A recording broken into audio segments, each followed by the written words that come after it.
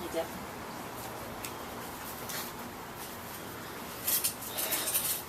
What's going on, my people?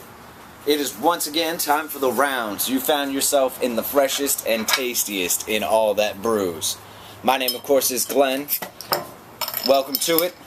Now, I was actually shocked when I looked back over my previous episodes and realized that I had missed one of the hoppiest, one of the meanest breweries out there in Stone.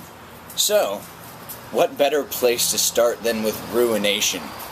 Now, according to them, this isn't even a double IPA. This is just an IPA.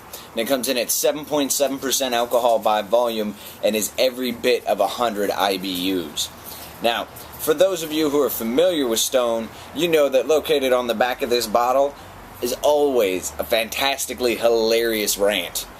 Now, I'm not actually going to take the time out to read that for you, but if you're in poor spirits when you grab this beer, you just take a second to read that on the back there, and you'll realize how different Greg Koch, who is a freaking genius, and the guys at Stone imagine themselves from being anybody who supports the Big Two in any way. And I couldn't agree more, quite frankly. But that being said, let's get right into this mean IPA.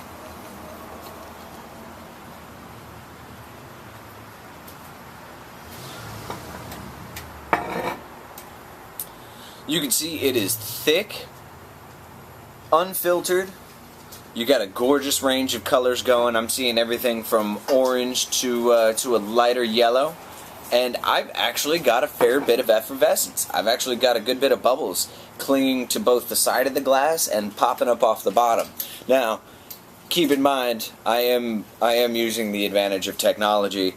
This glass features an agitator at the bottom in the shape of a little hop bud, and it's going to help me make the most out of this absolutely delicious IPA.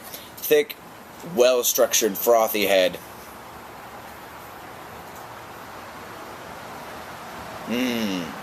Now, based on the nose, and I'm sure this is just obviously some of the aroma hops and not nearly their entire bouquet, because these guys are such hop aficionados, I'm getting just a little bit of damp, earthy funk. I'm getting what smells like a Cascade, possibly a Chinook. So I'm getting just a little bit of that piney, resiny smell. But an absolutely fantastic looking beer.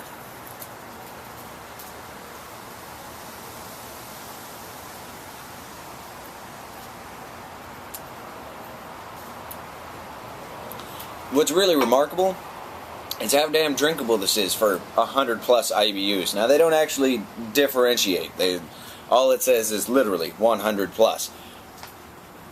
But honestly, a fantastically drinkable IPA, even though it's 100 IBUs, which is every bit a behemoth of an IPA. And in terms of your price point, Stone takes themselves kind of seriously. They can definitely hurt you on the price of a 6-pack, which is why, if anything, you'll see me mostly drinking their bombers. This will probably run you in the neighborhood of $6 to $8, depending on where you get it at. And it's definitely worth it. But like I said, once again, once you move into that 6-pack variation from them, your price point just goes nuts. For their sessionable golden ale, which they call the Levitation, they want like $12, and it's 4% alcohol by volume. And I'm going to tell you, Greg, the same thing that I told the guys at Avery when I sampled Joe's American Pills. I love you guys to death, man, and I don't spend my money anywhere else except in craft beer. So my question to you guys is this: when you produce low alcohol 6-packs, why be so hurtful with the price point?